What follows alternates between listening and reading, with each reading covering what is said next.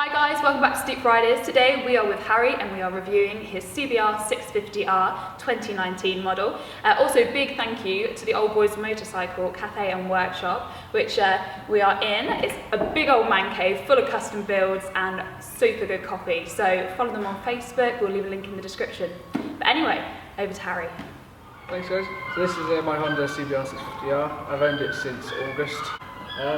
It is A2 legal. The reason being is I'm on an A2 license, which is why this appealed straight to me. It's A2 legal, it's future bike, de-restricted when I pass my next test. It's a 650 or 649 if you want to be technical, and it's got 63 Newton meters of torque. It's an inline 4 engine, and it's beauty. It's got a full aquapovic straight through system, which is absolutely heaven. Bright LED lights. I cannot tell you how much better they are than standard lights.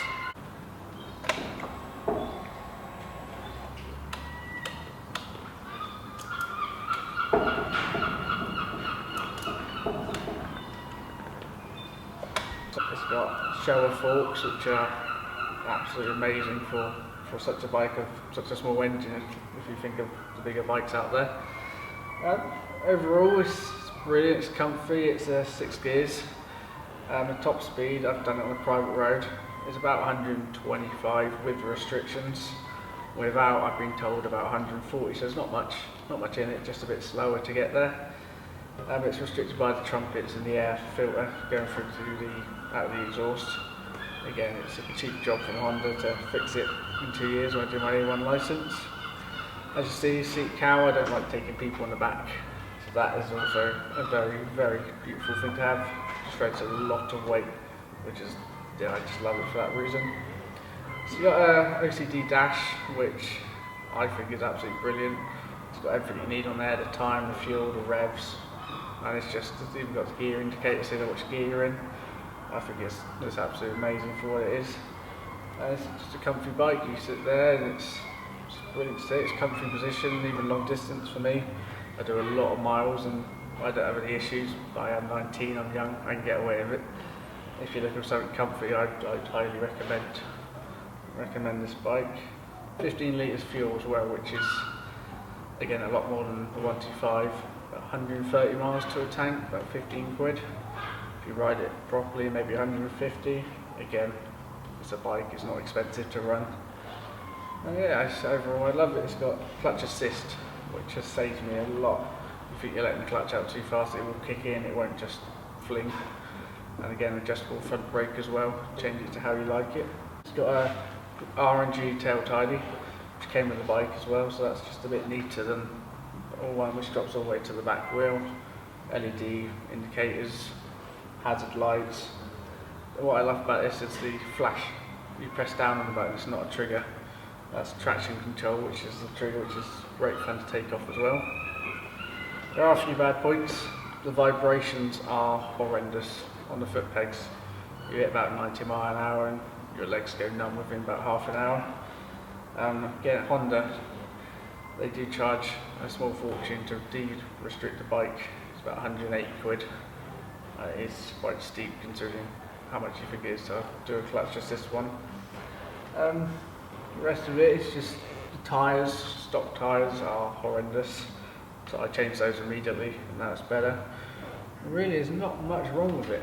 It's a brand new bike. It's for a 650 for A2. It's absolutely brilliant starter bike for anyone who's starting from a 125 onwards or a new rider. It does the job. Just keeps up with the big bikes, as my mates will tell you. I'm never far behind them. And there's so much you can do to it as well. I'm still in the process of fully modifying it, but we've got the screen, the indicators to eventually change. And the worst thing about it is, apart from the vibration, obviously, is the Honda. They like to put their indicators very low to the horn, so a lot of people get a little bit quick beep of the horn rather than just the indicator, which can be quite intimidating sometimes by accident. But otherwise, there's not really much wrong with it. It's a good bike. I do a lot of miles, a lot of hours on these bikes, so that's why I chose this one for comfort. I've been on several bikes, felt the difference, and this one has always stood out for me. It's comfortable, it's good seat height. Seat height is 810 mil, off the ground. For me, I'm 5'5", I'm flat-footed if I want to. It comes with a mono back shock, so it's got 10 different adjustable heights on it. It's quick. I mean, it's ridiculously quick. 0 to 60 restricted is about 4.5 seconds. De-restricted, I think it's just punching above 3, so that's quick. Braking, again, it's a modern bike. It's got ABS on the front and the back. It saved me a lot of times. It's dual disc on the front brake as well, so it gives you that extra stopping power for the extra speed that you get. The weight of it is 207 kilograms. For a 650, that's extremely light. I've seen the most 125s about 150 onwards. You can throw it about, you can drag your knee if you want, and it's still just light as a feather, really. One of my favourite parts on this with the Akrovic exhaust is the quick shifter. Came with the bike as well, which was a brilliant perk. You want to rag it and just really jump through the gears quickly. It's no effort. You lift your foot up and it sounds absolutely gorgeous. Again, if you just feel like bimbling down the motorway, you don't even have to think about the clutch, just lift your foot up. It is only up, not down. It's one of the downsides, but it keeps you focused when you know you've got to still use the clutch and your awareness to drop down. Originally, I was going for the Kawasaki Ninja 2019 650.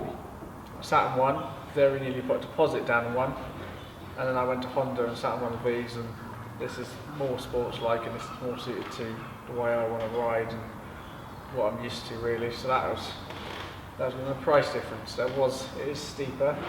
Brand new, these are just under 8 grand at 7,900. I got it for 6,700 second hand.